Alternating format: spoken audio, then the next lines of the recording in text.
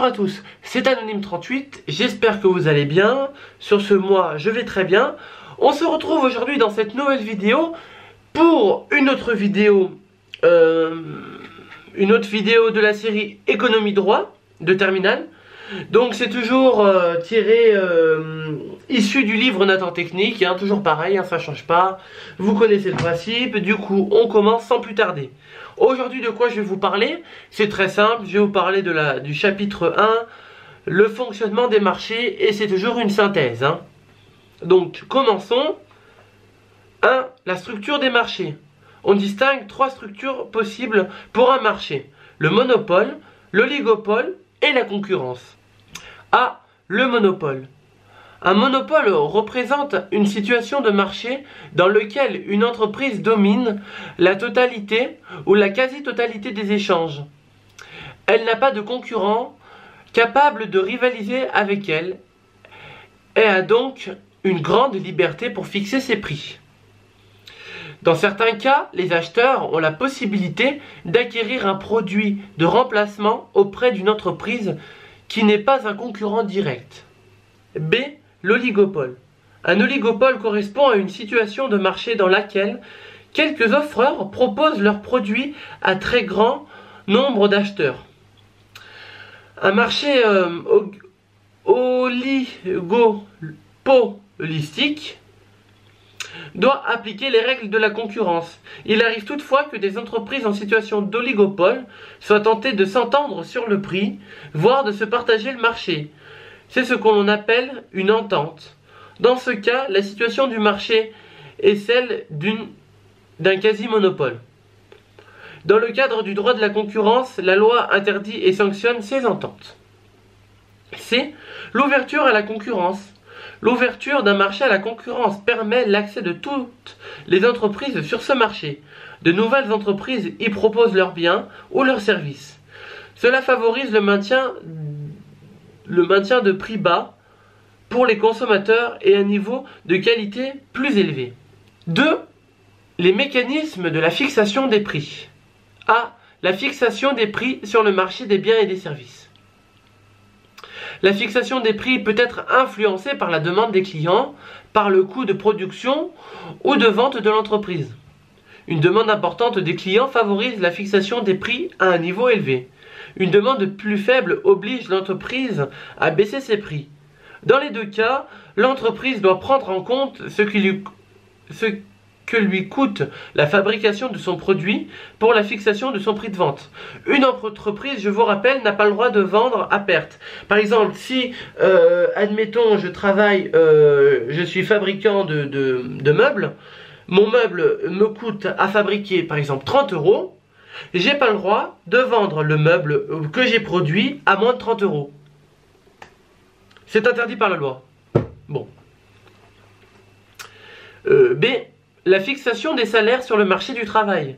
La fixation des salaires dépend de l'existence d'un accord entre les représentants des salariés et les représentants des employeurs. Il s'agit d'une convention collective qui établit le niveau de salaire pour chaque catégorie de personnel des entreprises d'une branche. Par exemple, la convention collective, par exemple, en hôtellerie-restauration, sera pas la même branche de la convention collective, par exemple, des agriculteurs ou encore de la fonction publique. Je donne des exemples, hein, parce que je ne sais pas si c'est des branches qui existent. En outre, l'État a défini le SMIC. Donc, qu'est-ce que le SMIC? Le SMIC, pardon. Je vous pose ces questions, je vous laisse quelques secondes pour réfléchir.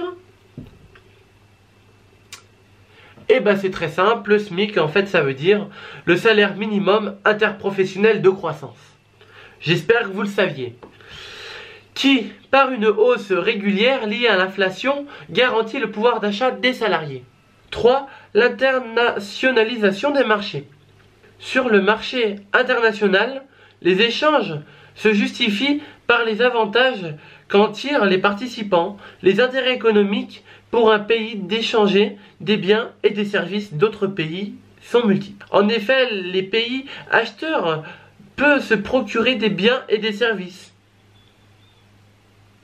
non disponibles sur son territoire, dont la qualité est supérieure à celle qu'il peut trouver auprès des organisations nationales et à des prix plus avantageux que ceux proposés sur son territoire. De son côté, le pays vendeur augmente la richesse créée par les organisations nationales. J'espère que vous aurez compris ce chapitre d'où j'ai parlé le fonctionnement des marchés. D'ailleurs, c'était une synthèse, hein, j'espère que vous avez compris.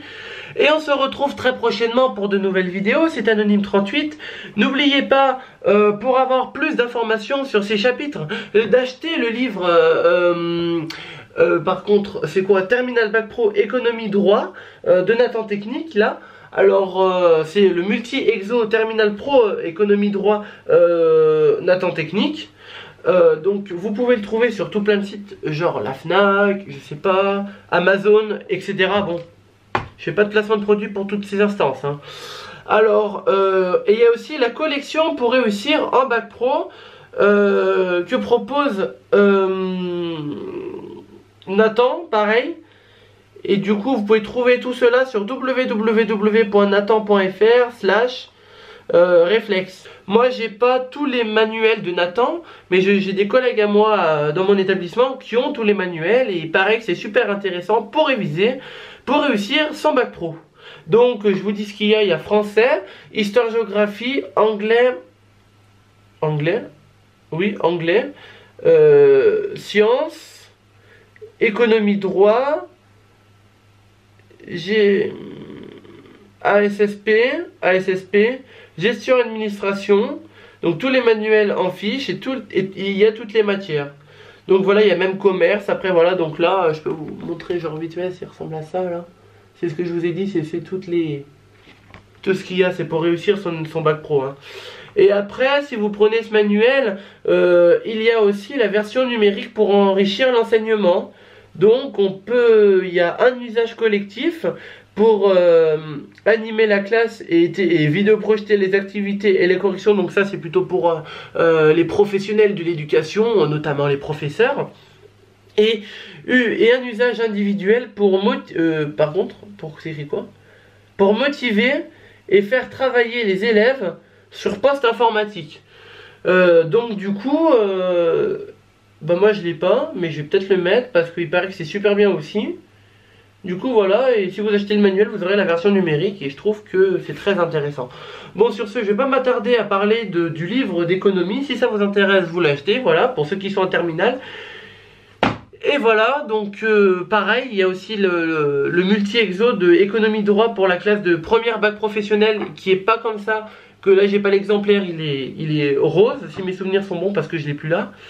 Bon, sur ce, c'était Anonyme38, j'espère que la vidéo vous a plu. Et on se retrouve très prochainement pour de nouvelles vidéos. Soit en histoire, soit en géographie, soit en économie, soit en droit, je ne sais pas encore. Seul l'avenir nous le dira. Sur ce, à plus.